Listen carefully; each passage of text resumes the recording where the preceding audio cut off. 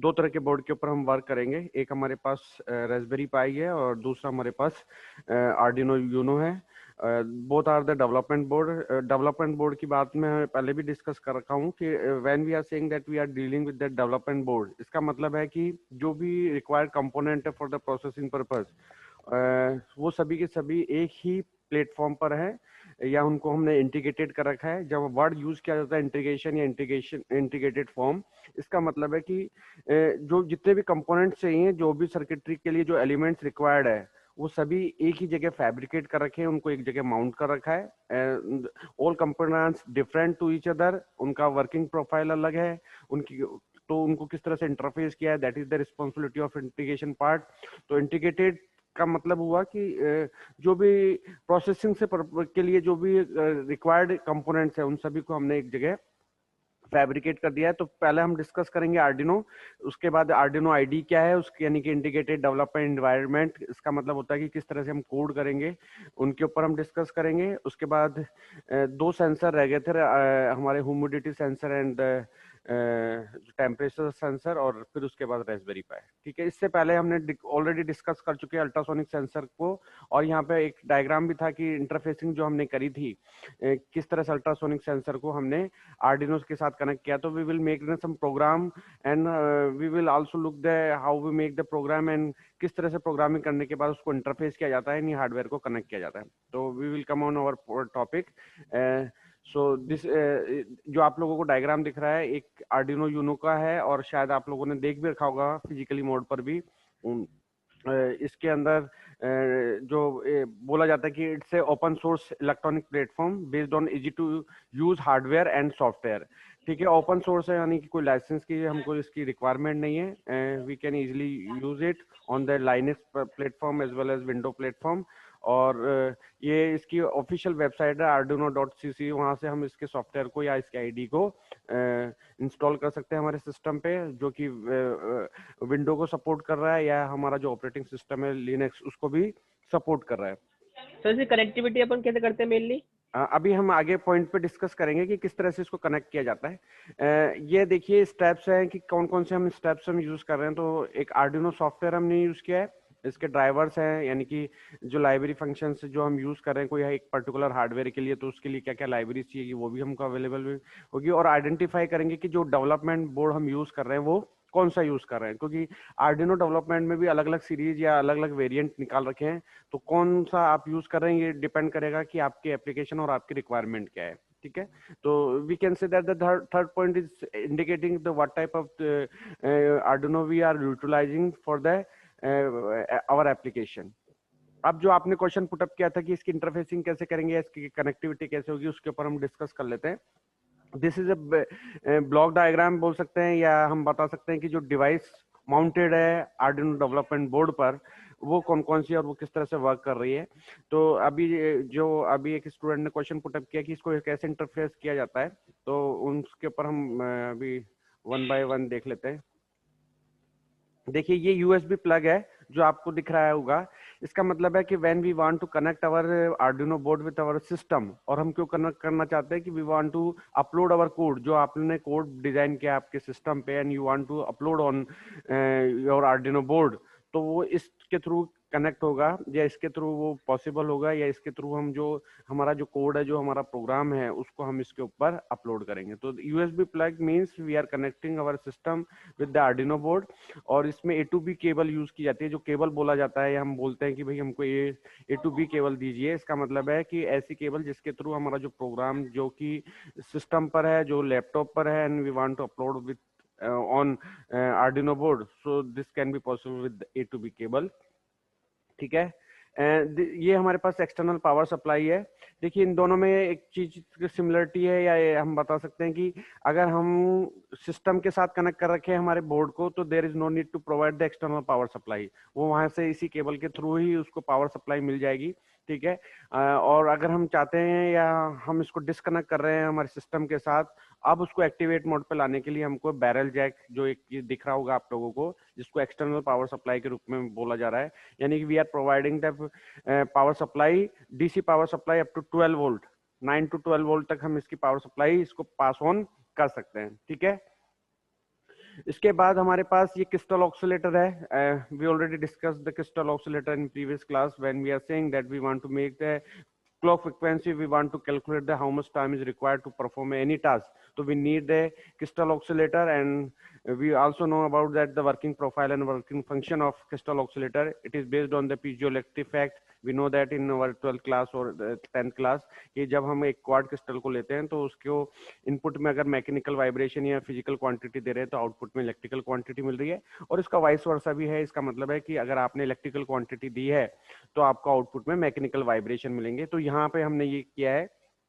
कि we are providing the electrical signal as a input towards the crystal oscillator, और उसका जो output आएगा उसके अंदर हमको मैकेनिकल वाइब्रेशन मिलेंगे. ये हम बोल सकते हैं कि क्लॉक फ्रिक्वेंसी मिलेगी, या हम बोल सकते हैं कि क्लॉक पल्स मिलेगी. उन क्लॉक पल्स को काउंट करते हुए हम ये कैलकुलेट कर लेंगे कि कितना टाइम लगा है. जैसे मैं अभी बात करूं कि क्लास आईओटी की चल रही है और 10 to 10:40 क्लास चलेगी, तो एक एक पल्स जनरेट की जा रही है और टाइम कैलकुलेट किया जा रहा है. और टाइम कैलकुलेट करने के बाद हमने पहले से रख रखा है कि 40 मिनट्स के बाद ऑटोमेटिकली क्या हो जाएगा, फिनिश हो जाएगी क्लास. तो यहाँ पे क्लॉक्स जनरेट की जा रही है और उस क्लॉक का केवल और केवल है कि जो भी काम हम कर रहे हैं वो कितनी देर में कंप्लीट होगा. तो उसको कैलकुलेट कैसे किया जाएगा, वो किस तरह से काउंट किया जाएगा, that is the responsibility of crystal oscillator. अब कई बार क्वेश्चन पूछ सकते हैं कि या पूछा जाता है बहुत सारे स्टूडेंट के लिए कि सर सिस्टम क्लॉक या काउंटर के अंदर क्या डिफरेंस है, सिस्टम क्लॉक का मतलब क्या होता है. कोई बताएगा कि what is the difference between the system clock and counter? Any of you? कोई आपसे पूछे कि what is the meaning of system clock, तो what should be the right answer of it? Hello,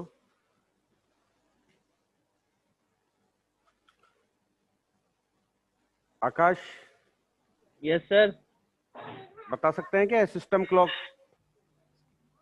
तो सिस्टम क्लॉक तो मतलब अपनी timing जो सेट कर रखी है वो होगी ना. और काउंटर? काउंटर जो ऊपर इंक्रीज होता है सर, जैसे अच्छा. अपनी फंक्शनलिटी परफॉर्म होती है वो इंक्रीज होता जाता है. देखिए सिस्टम क्लॉक की अभी बात करें तो अभी जैसे हम बात कर रहे हैं कि एआईटी की बात की जाती है कि सिस्टम क्लॉक है कि 9 o'clock पे कॉलेज स्टार्ट होगा और 3:30 पर ये क्लोज हो जाएगा. मतलब जो भी एकेडमिक से रिलेटेड या जो भी जितने भी लोग काम कर रहे हैं वो 3:30 पर फ्री हो जाएंगे इस कॉलेज कैंपस से. तो इसका मतलब है अब सबका अलग अलग फंक्शन है, यानी सबके लिए टाइमिंग तो सेम है कि 9 to 3:30 तक रहना है कॉलेज के अंदर, but they are doing the different task. ठीक है, जो फैकल्टीज है वो टीचिंग से रिलेटेड वर्क कर रही है, जो अकाउंट सेक्शन से रिलेटेड लोग हैं वो अकाउंट से रिलेवेंट काम कर रहे हैं, जो ट्रांसपोर्ट को हैंडल करते हैं या उसको उसको उनको वो लुक आफ्टर है, उनके अंडर में ये चीजें आती है तो वो उन चीजों के ऊपर देख रहे हैं. तो ये देखिए कि सभी के लिए टाइमिंग सेम है, सभी का सिस्टम क्लॉक सेम है, but they are doing the different task. और अगर डिफरेंट टास्क कर रहे हैं तो उनके आंसर या उनके रिजल्ट या उनका जो आउटपुट आएगा वो भी डिफरेंट आएगा. लेकिन सभी एक दूसरे के साथ सिंक्रोनाइज है क्योंकि सभी की सिस्टम क्लॉक सेम है. तो सिस्टम क्लॉक की जब बात की जाती है तो we are using the number of component on this platform, and we are using the different profile based component with the Arduino development board. लेकिन सब एक दूसरे से सिंक्रोनाइज है क्योंकि सभी की सिस्टम क्लॉक क्या है, कॉमन है, फिक्स है. अब उसके हिसाब से लेकिन जो काम करना का तरीका है उन सबका अलग अलग है. तो सिस्टम क्लॉक अगर नहीं रखेंगे तो सिस्टम सिंक्रोनाइज नहीं होगा. कोई बोलता है कि सिंक्रोनाइज क्यों होना चाहिए, क्योंकि वी वांट टू, अगर इसको प्रैक्टिकली भी देखें कि we want to make the efficient system and it is only possible when we have the time bounded system. अगर आपके पास कोई टाइम बाउंड नहीं है, कोई भी काम आपसे नहीं पूछा जा रहा है या आपको नहीं पता कि कब तक कोई काम मेरे को कंप्लीट करना है, तो वो कब एग्जीक्यूट होगा वो सिस्टम में नहीं बन पाएगा या सिस्टमेटिक नहीं बन पाएगा. तो to make the more efficient system we need the some systematic way to execute these things, and how it is possible when we have the time bounded time. तो यहाँ पे हमने यूज किया. दूसरा वर्ड मैंने अभी यूज किया counter. Counter एक स्पेसिफिक टास्क को यूज करने के लिए, काउंट करने के लिए आता है कि भाई कोई एक पर्टिकुलर काम कर रहा है. जैसे अभी मेरे से ही अभी देखा जाए कि जो क्लासेस तो बहुत सारी चल रही है इस वक्त. 3rd ईयर के लिए अलग फैकल्टीज है, उसको मॉनिटरिंग करने के अलग लोगों को लगा रखा है. फाइनल ईयर की क्लासेस अलग लोग ले रहे हैं, उनके सब्जेक्ट अलग है, उनको मॉनिटरिंग करने के लिए अलग लोगों को लगा रखा है.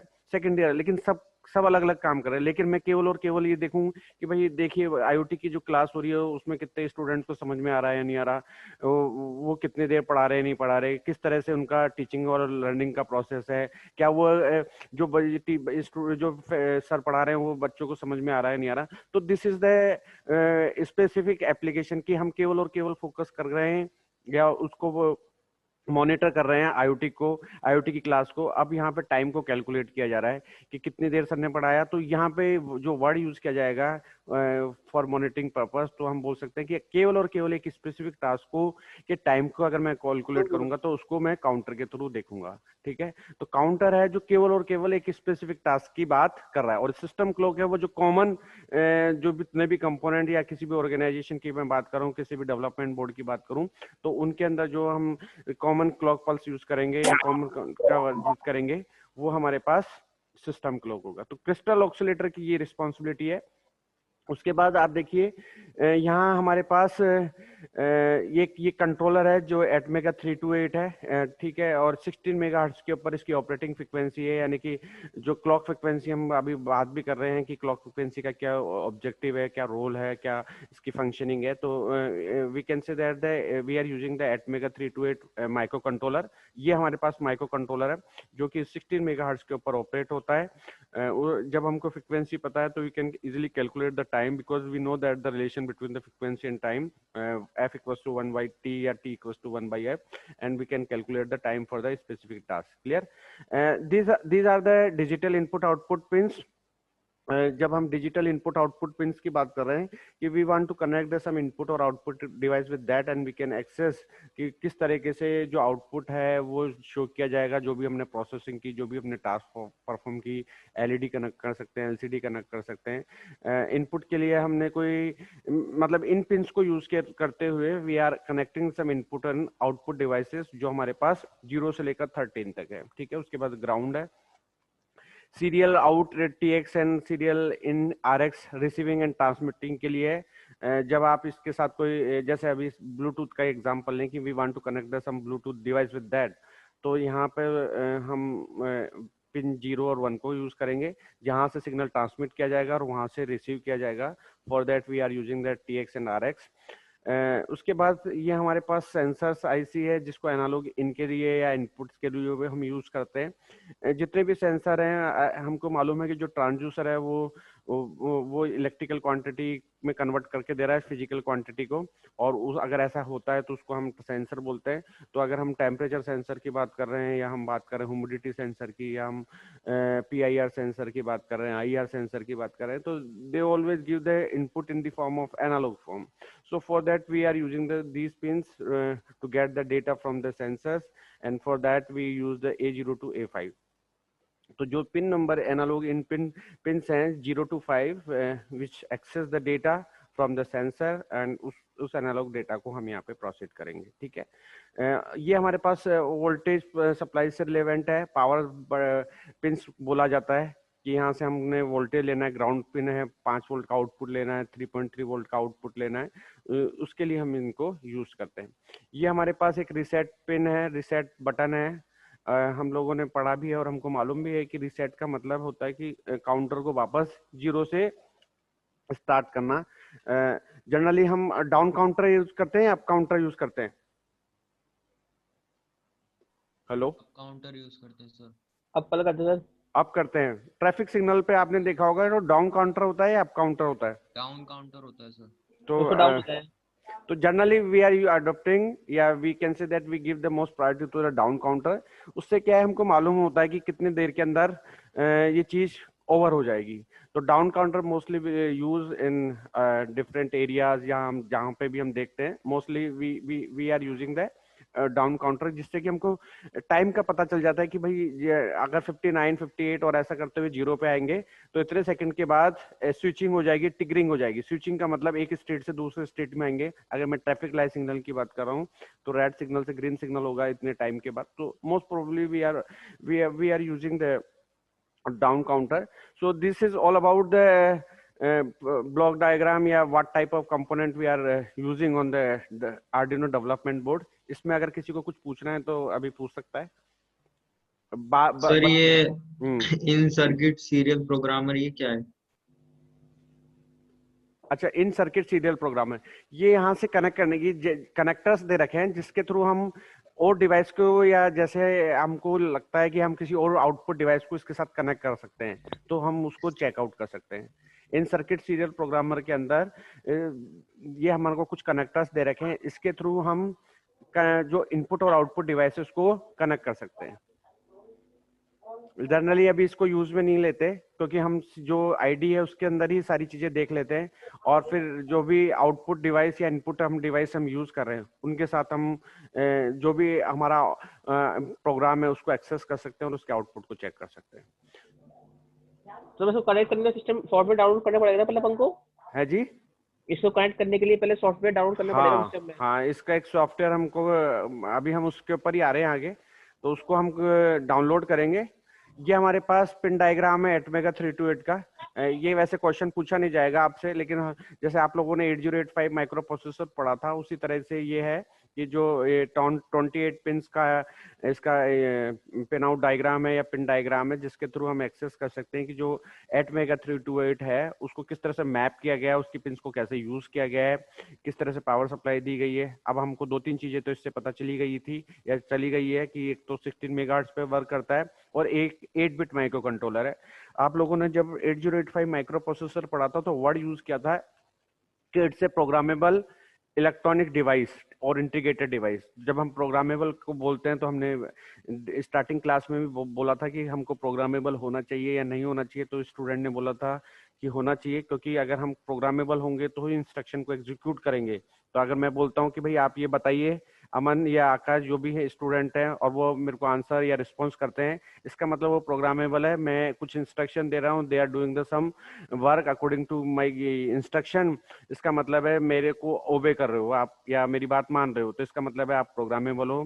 किसी भी सिस्टम को सिस्टमेटिक बनाने के लिए या एफिशिएंट बनाने, क्योंकि हमारा इंजीनियरिंग में केवल और एक केवल यही मोटिव रहता है कि हम कोई भी डिवाइस या कोई भी सिस्टम या कोई भी कोडिंग या कोई भी प्रोग्राम बनाए वो मोर एफिशिएंट हो। और एफिशिएंट के लिए दो ही पैरामीटर आपने डीएसए में पढ़ रखे कि time complexity and space complexity रहना चाहिए, और वो तभी पॉसिबल होगा जब आप इंस्ट्रक्टेबल हो गए या आपको इंस्ट्रक्शन दी जाती है और उसके थ्रू आप काम करेंगे। तो यहाँ पे भी ये डेफिनेशन निकलती है या बता सकते हैं कि it's A programmable integrated device जो 8 बिट डेटा को एक साथ प्रोसेस करा सकती है। आप लोगों ने 8085 माइक्रो प्रोसेसर में भी पढ़ा था कि it's A 8 bit micro processor, और उसके अंदर हम 8 बिट डेटा को प्रोसेस करा सकते हैं, उसको एक्सेस कर सकते हैं, उसको प्रोसेस करा सकते हैं। अभी जो करंट सिनेरियो है वहाँ पे आप 32 बिट या 64 बिट की बात कर रहे हैं, लेकिन यहाँ हम 8 बिट की ही अभी बात कर रहे हैं।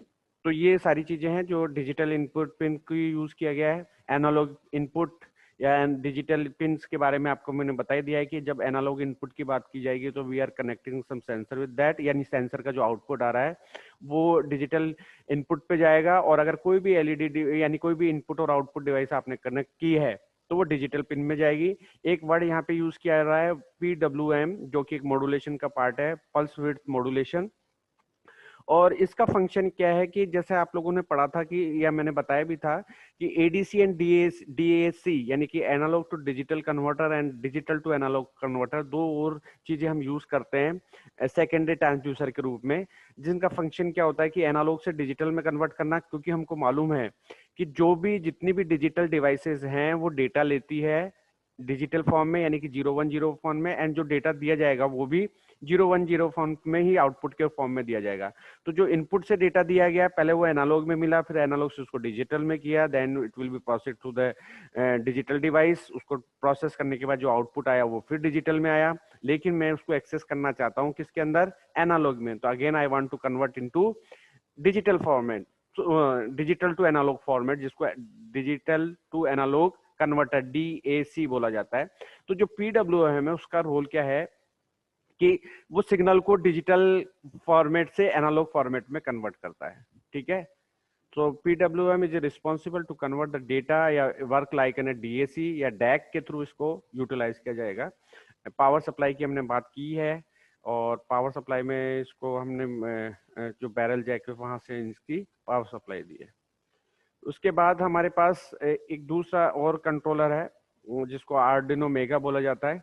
जनरली इसको इसलिए यूज करते हैं क्योंकि we need the some more input और आउटपुट डिवाइस विद दैट। तो यहाँ पर हमारे पास जो इनपुट आउटपुट डिवाइस का जो पोर्ट है या डिजिटल इनपुट आउटपुट पोर्ट्स है वो हमारे पास एक्सटेंड हो गए हैं, 54 तक हम इसके अंदर यूज कर रहे हैं। और जो यूनो था उसके अंदर हमने 6 एनालॉग इनपुट्स यूज कर रहे थे, but now in Arduino mega we can use the 16 analog inputs. And यहाँ पर अगर नंबर ऑफ इनपुट्स आउटपुट्स की ज़्यादा जरूरत पड़ रही है, नंबर ऑफ सेंसर आर ज़्यादा कनेक्टेड है, तो we give the most priority to the Arduino mega. लेकिन इस जो एजुकेशन पर्पस है या जैसे स्टूडेंट्स को हम बताते हैं टिंकरिंग लैब वगैरह में या आईओटी लैब के अंदर भी हम जो है, तो दोनों ही हम लोगों के पास, लेकिन मोस्टली स्टूडेंट जो प्रोजेक्ट डिजाइन कर रहे हैं बना रहे हैं वो आर्डिनो यूनो पे बना रहे हैं या नैनो पे बना रहे हैं। उसके बाद हमारे पास ये नैनो है, ये इसमें भी जो कंट्रोलर यूज किया गया वो एटमेगा 328 है, लेकिन इसका जो साइज है वो कॉम्पैक्ट कर दिया है। और जो ट्रेडिशनल आईसी थी जो आप यहाँ पे देख रहे होंगे, जो ट्रेडिशनल आईसी है उसकी जगह हमने यहाँ पर एसएमडी यूज किया है। ये अभी लेटेस्ट टेक्नोलॉजी बोला जाता है कि एसएमडी का मतलब क्या होता है, तो सरफेस माउंट डिवाइस को हम एसएमडी बोलते हैं। और एसएमडी का जो फंक्शन है वो है कि किसी भी तरीके से जो भी हम डिवाइसेस यूज कर रहे हैं उसको कॉम्पैक्ट करना। तो here we can say that we are using the some SMD devices और in terms of controller, but we use the same controller which is use in the Arduino Uno. ये यहाँ पे यूएसबी जैक है, ground यहाँ पे आप लोगों को भी बताया था, RxD TxD हमने यूज किया है, रिसेट हमने यूज किया है। एटमेगा 328 एटमेगा 328 तो माइक्रो कंट्रोलर है, जो हमने अभी डिस्कस भी किया था कि एटमेगा 328 जो है माइक्रो कंट्रोलर है। अभी हमने बात की ना, ये माइक्रो कंट्रोलर एटमेगा 328 है। ये हमारे पास एटमेगा 328 है। तो यहाँ जो आईसी है इस तरीके से थी, लेकिन जब हम इसको इसके साथ देखते हैं तो we find that this type of IC when we are using the nano, Arduino nano है। तो इसमें और उसमें हल्का सा फर्क ये है कि यहाँ जो आईसी यूज की गई वो एसएमडी है, सेम कंट्रोलर आईसी है बट एसएमडी फॉर्मेट में है, एसएमडी वे में है। अब बात आती है एसएमडी का मतलब क्या होता है, तो surface mount device it's a full form of SMD. ये किस तरह से बनती है, तो इसको बोलते हैं कि इसके लिए जो टेक्नोलॉजी यूज की जाती है उसको बोलते हैं एसएमटी, सरफेस माउंट टेक्नोलॉजी। और हम लोगों के एआईटी के अंदर फर्स्ट फ्लोर इलेक्ट्रॉनिक्स डिपार्टमेंट में ये लैब भी, ये सेटअप भी है पूरा, आपने देखा हो तो एसएमटी है स्टेयर्स के राइट साइड में, जो फर्स्ट फ्लोर है इलेक्ट्रॉनिक्स डिपार्टमेंट, और वहां पर इनको डिजाइन किया जा रहा है, इनको बनाया जा रहा है। इस तरह का सा काम, मतलब जो भी अब मेरे को पूछते हैं कि how we make the SMD devices, तो we use the technology of SMT या एसएमटी लाइन जिसको बोला जाता है। जब भी एसएमटी लाइन वर्ड यूज किया जाएगा इलेक्ट्रॉनिक्स में या आईटी में या सीएस में, किसी में भी, तो आप बोल सकते हो कि there is no human interface with that, कि जब भी हमने इस तरीके का सिस्टम बनाया है तो ऑटोमेटिकली सभी चीजें पिक की जा रही है सिस्टम के थ्रू और उनको फैब्रिकेट किया जा रहा है, उनको माउंट किया जा रहा है। ठीक है, तो अब यहाँ पे हम कंपैरिजन कर लेते हैं कि कंपैरिजन किया हमने कि भाई जो हम यूनो यूज कर रहे हैं, नैनो यूज कर रहे हैं, मेगा यूज कर रहे हैं, तो उन सभी में क्या डिफरेंस है। तो यहाँ पे कंट्रोलर तो लगभग सेम ही है, इसमें 1280 यूज किया जा रहा है, केवल इंटीग्रेशन के पॉइंट ऑफ व्यू से बात की जा रही है। लेकिन मेनली जो बात आती है कंट्रोलर की, वो कहलाता है कि भाई स्पीड कितनी है, क्लॉक स्पीड क्या है। तो क्लॉक स्पीड को जब कंपेयर किया जा रहा है तो फिर फाइंड दैट तीनों ही जो कंट्रोलर हैं वो हमारे की जो क्लॉक फ्रिक्वेंसी 16 मेगाहर्ट्ज है। और हम सबसे ज्यादा जो, अगर कोई इलेक्ट्रॉनिक्स या कंप्यूटर आर्किटेक्चर आप लोग पढ़कर आए हो, उसके अंदर आप लोग से अगर कोई पूछता है कि what is the utilization and what is the role of computer architecture in computer science, तो आप बता सकते हो या मेरे को जो लगता है वो मैं बता देता हूँ कि उसके अंदर हमने ये सीखा कि हम किस तरह से टास्क को एग्जीक्यूट कर रहे हैं। हम रूट लेवल पे चेक कर सकते हैं कि, या हम एनालिसिस कर सकते हैं कि कंप्यूटर आर्किटेक्चर में टास्क को किस तरह से एग्जीक्यूट किया जा रहा है, यानी रजिस्टर लेवल जो, क्योंकि हम बोलते हैं कि register is smallest part of memory segment, यानी फ्लिप फ्लॉप को यूज करते हुए हमने रजिस्टर्स को डिजाइन किया है। तो हमको अगर पता करना हो कि क्या प्रॉब्लम आ रही है या जो टाइम क्यों ज्यादा लग रहा है, तो वो इजीली आपको समझ में आ सकता है। और आप ये भी चेक कर सकते हो कि क्लॉक फ्रिक्वेंसी क्या रही है और उसके अकॉर्डिंग हमको आउटपुट मिला या नहीं है। तो clock speed is a very important tool for the any controller और एनी प्रोसेसर। लेकिन यहाँ आप देखेंगे तो यहाँ पे तीनों ही क्लॉक फ्रिक्वेंसी सेम है। दूसरा जो डिफरेंस है जिसको हम इनपुट आउटपुट्स के रूप में देख रहे हैं कि कितने इनपुट और आउटपुट डिवाइसेस को हम यहाँ पे कनेक्ट कर सकते हैं। तो 14, 22 and 54 these are the input outputs. क्योंकि यही सबसे ज्यादा इंपॉर्टेंट है, क्योंकि आईओटी के अंदर हम सेंसर्स को यूज कर रहे हैं जो डेटा कलेक्ट कर रहा है, प्लस हम उनको किसी इनपुट या आउटपुट डिवाइस पे देखना चाह रहे हैं। यानी कि मेरे को देखना है कि ह्यूमिडिटी सेंसर इस एरिया का कितना है, कुकस में कितनी ह्यूमिडिटी है राइट नाउ। तो we need the some output device जिससे कि हमको पता चले कि ह्यूमिडिटी किस तरीके से है, तो वो चेक किया जा सकता है। टेम्परेचर चेक किया जा सकता है। अगर मैं वाटरिंग की बात कर रहा हूँ या किसी एग्रीकल्चर फील्ड की बात कर रहा हूँ तो मैं वहाँ पे सेंस कर सकता हूँ, पीआईआर सेंसर लगा सकता हूँ, फिर चेकआउट कर सकता हूँ। तो ये सारी चीजें तभी पॉसिबल होगी जब नंबर ऑफ इनपुट आउटपुट्स वहाँ पे हम कनेक्ट कर सकें। एनालॉग इनपुट्स की भी बात की जा रही है तो सेंसर्स की बात की जा रही है।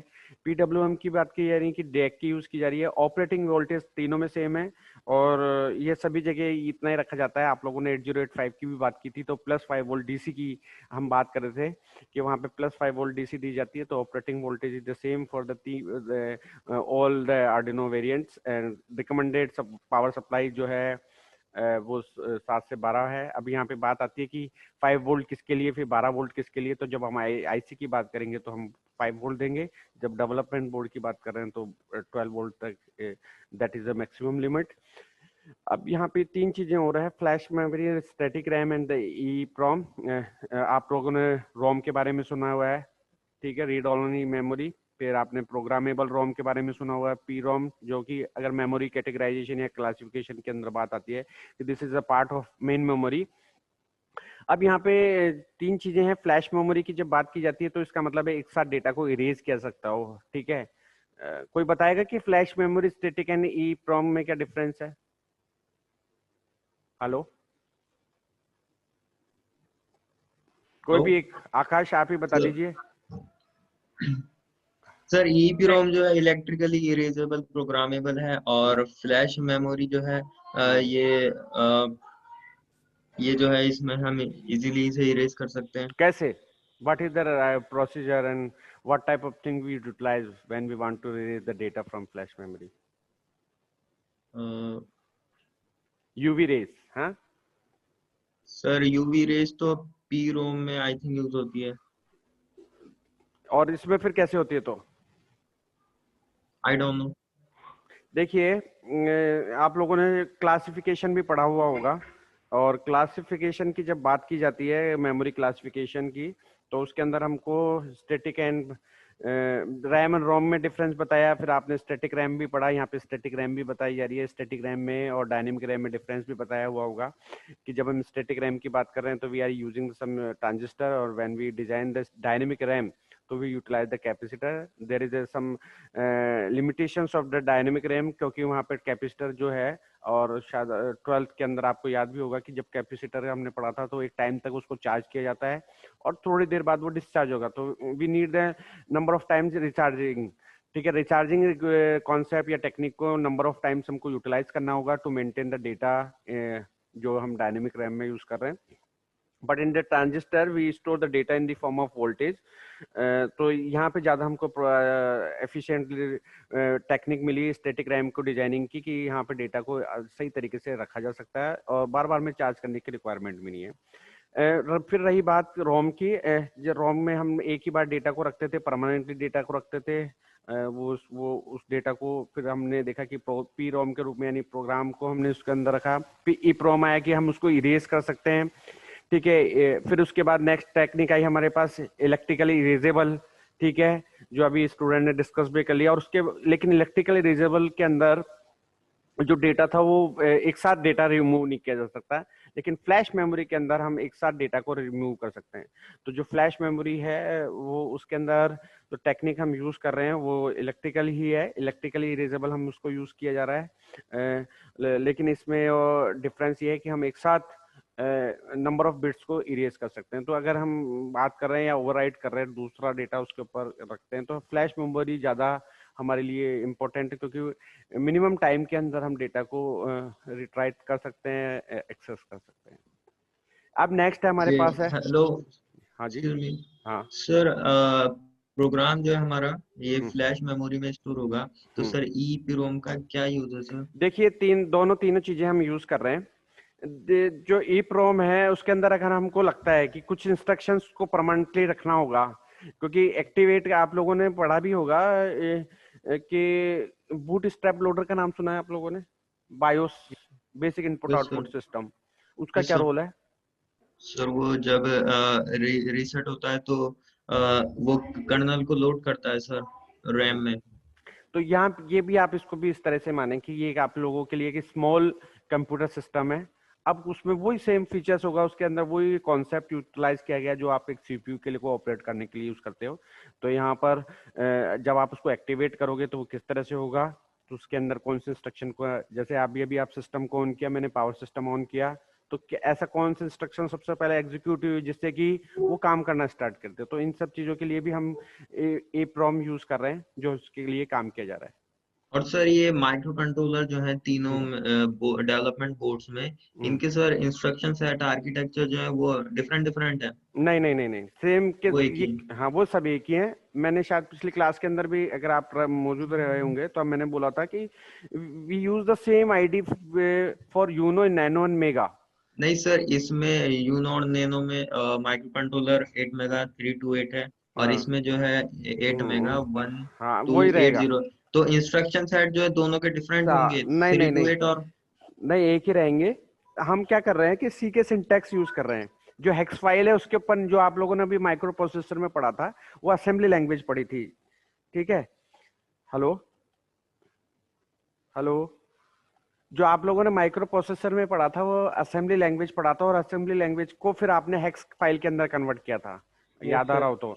वहां पे आप जैसे जब आप किट के ऊपर वर्क कर रहे थे तो you are using the some codes, उन कोड्स के हिसाब से हेक्स फाइल जनरेट हो रही थी और वो फिर आप प्रोसेस किया जा रहा था।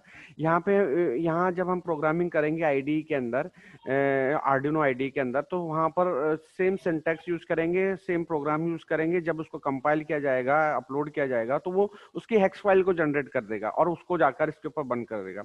यहाँ कंट्रोलर, जो कंट्रोलर का जो काम है वो केवल और केवल, यहाँ पे की बात की जाए तो केवल इंटीग्रेशन के पॉइंट ऑफ व्यू से हमने रखा है कि जो से हमको लगता है कि इसकी साइज ज्यादा है, तो हम इसको और इस कॉम्पैक्ट बना सकते हैं by using some VLSI technology, सब सम जो हमारे पास फैब्रिकेशन टेक्नोलॉजी उनको यूज करते हुए हमने इसको कॉम्पैक्ट किया है। ये तीनों मेमोरी बात बताने को वापस से कैसे बात करेंगे?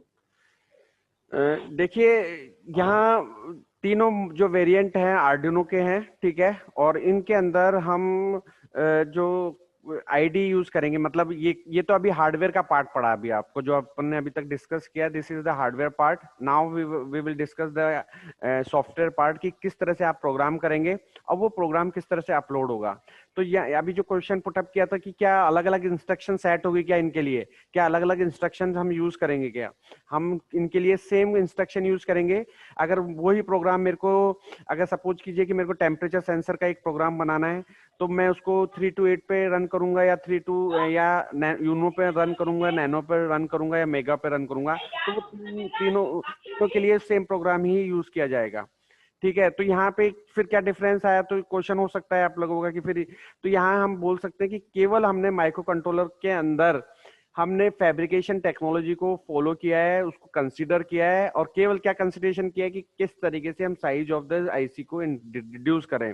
यही हमारा टेंडेंसी रहती है कि हम जो टेक्निक यूज कर रहे हैं फैब्रिकेशन की या VLSI का, इनका एक अल्टीमेटली गोल है कि किस तरह से सिस्टम को कॉम्पैक्ट किया जाए। That is the fundamental parameter to for our engineering और आवर टेक्नोलॉजी, कि जो भी हम काम करें, क्योंकि हमने क्लास के अंदर डे 1 पे हमने डिस्कस भी किया था कि जो इंजीनियरिंग है वो reduce the cost, reduce the time and reduce the main power पे वर्क करती है।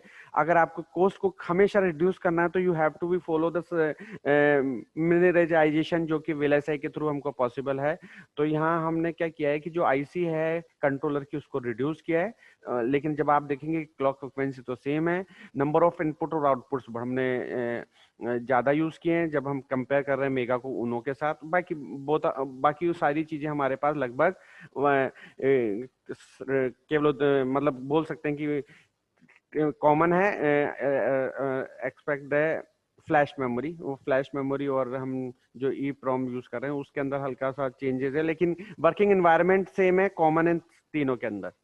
तो मेमोरी की बात करेंगे, तीनों अपनी है, मेमोरी है तीनों। देखिए मेमोरी तो ये तो एक हार्डवेयर है, फ्लैश मेमोरी, स्टैटिक रैम और ई प्रॉम। तो ये इंटरफेस के दिया जो डेवलपमेंट बोर्ड है हमारे पास, ये डेवलपमेंट बोर्ड है, इसके अंदर हमने ये तो यूज किया 1280। ठीक है, अब यहाँ पर जो क्रिस्टल ऑक्सीलेटर है वो 16 मेगाहर्ट्ज का यूज किया है।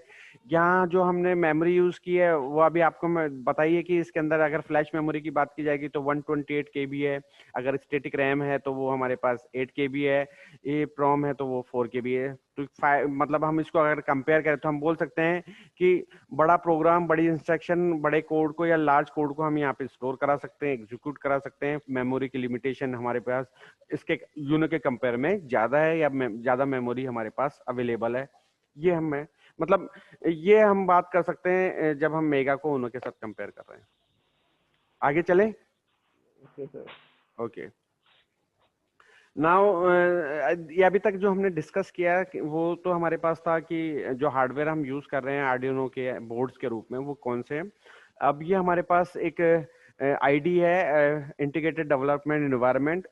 इसका जो फंक्शन होता है कि एक तो ओपन सोर्स है, जैसे मैंने अभी बात की थी भी।